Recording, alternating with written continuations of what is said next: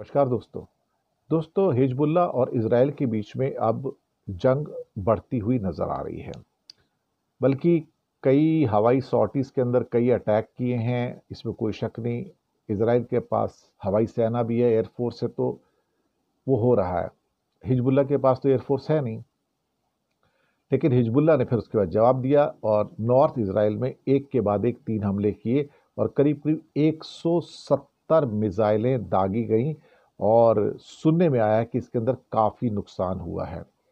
और पेजर और वायरलेस जैसी डिवाइसेस के द्वारा सोलर जो डिवाइसेस हैं उसके अंदर विस्फोट करने के बाद उसके बाद हिजबुल्लाह के ठिकानों पर भी काफ़ी हमले किए गए और कई रॉकेट लॉन्चर बैरल्स को भी नष्ट किया गया जिन्हें इसराइल की ओर दागा जाना था।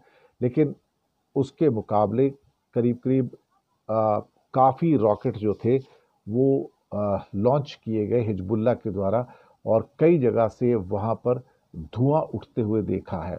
और विनाश भी हुआ होगा, क्योंकि जिस ढंग से इजराइल अब एक किस्म से आक्रमण पर आक्रमण करता चला जा रहा है, तो ये बात तो अब हम सोच के चले कि भाई कहीं ना कहीं तो ऐसा होगा कि उसका जवाब तो हिजबुल्लाह देगा और उसका खामियाजा जो है वो देखा जाए तो वो इजराइल को भी चुकाना पड़ेगा। अल्टीमेटली कोई ऐसी चीज़ तो है नहीं कि जहां पर ये कोई चीज़ वन वे हो जाए।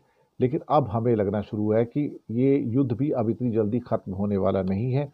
और मुझे लगता है कि आ, कुछ जो कामयाबियां हो सकती थी इसराइल की, वो नाकामयाबियों में चेंज हो चुकी है। और नेतन्याहू अपनी प्रेस्टीज को बचाने के लिए अब उन्होंने एक और देखा जाए तो फ्रंट खोल लिया है। The war is on between Israel and Lebanon. अब इसका अंत कहाँ होगा, जब बिल्कुल ही जिनके पास कुछ नहीं था, गजा के लोग, मुझे लगता है कि वहाँ उसको नेस्तनाबूद करने में कामयाब नहीं हो पाया इसराइल और वहाँ से बंधकों को नहीं छुड़ा पाया, तो फिर उसके बाद लेबनान के अंदर जो 65-70 लाख लोग हैं उनको कैसे काबू कर पाएगा? तो इम्पॉसिबल है। और उस लेवल का विनाश जो गजा में किया है इसराइल ने, वो विनाश लेबनान में नहीं कर पाएगा। ये बात तो बिल्कुल और बिल्कुल तय है।